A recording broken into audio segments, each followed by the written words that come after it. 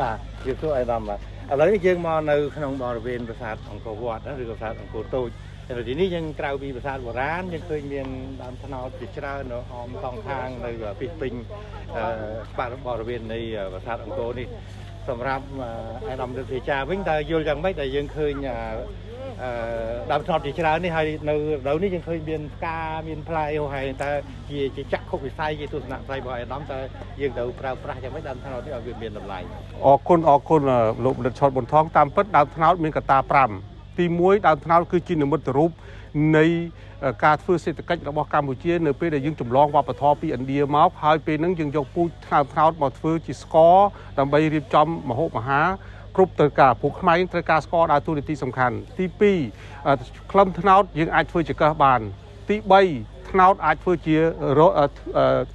សំណង់ផ្ទះគឺគេហៅថាទាឬក៏នេះគឺក្លឹមថ្នោតហ្នឹងហើយទី4ស្លឹកថ្នោតធ្វើបានទាំងអស់ទាំងមួកទាំងនៅនោះគេធ្វើជាខ្សែគោបានទៀត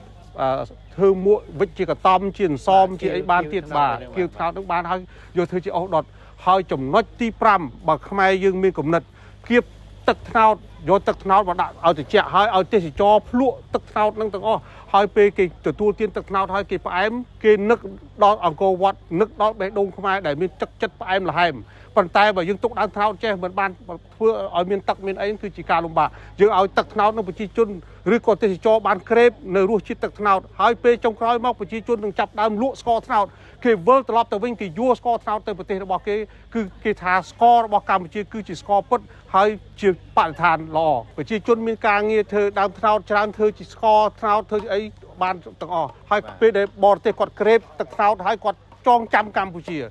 ពីបេះដូងអ្វីតែមិនមែនស្អាតតែអង្គរវត្តទេសូម្បីតែដើមឈើក៏មានរសជាតិផ្អែមដែរបាទចង់ជម្រាបថាតាមពិតទៅនៅកន្លែងផ្សេងៗគេមានឡើងប៉ុន្តែនៅទីនេះអត់ទាន់ឃើញមានឡើងទេអញ្ចឹងតាមជាឡើងមិនឡើងយើងអត់បញ្ហាទេយើងសង្ឃឹមថាបើមានឡើងគឺមានប្រអោងនេះមានប្រអោងទៅមួយកណាត់ទៀតអញ្ចឹងអត់មានឡើងទេកាលណាឡើងគេអត់ដែរបាត់ទេគេត្រូវតែមានប្រអោងអានេះដើមថ្នោតទាំងអស់មានប្រអោងទេអត់មានប្រអោងជាគំនិតជាទស្សនៈរបស់អាយដាមចង់ឲ្យគេមកធ្វើជាការពិត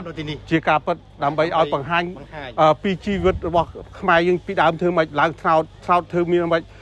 តើសារៈសំខាន់យ៉ាងម៉េចនេះដើមថ្នោតគ្រាន់តែដើមថ្នោតមួកធ្វើមុងធ្វើមួកធ្វើខ្សែគោធ្វើម្ហូបធ្វើផ្អែមផ្លែធ្វើអីផ្លែធ្វើផ្អែមបានស្ករធ្វើអីអាចបានគ្រប់ទាំងអស់នេះសារៈសំខាន់ដែលយើងចង់ឲ្យពេលដែលគេទទួលទានហើយគេចងចាំអ្វីទៅកម្ពុជាមិនមែនផ្អែមតែអង្គរវត្តទេសូម្បីតែដើមឈើនៅជុំវិញអង្គរវត្តក៏ផ្អែមដែរអាហ្នឹងបាទ